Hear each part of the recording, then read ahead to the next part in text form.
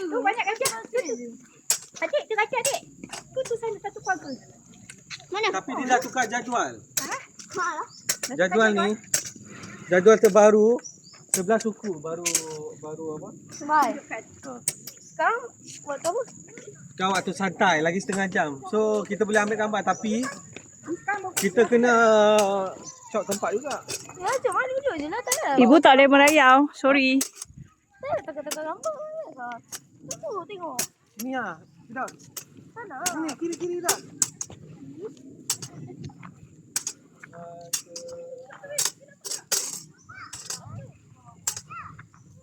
Adik. Manggis? Belum gajah terlepas ni. Gajah terlepas. Gajah terlepas kan. Wah! Ada gajah. Bau busuk.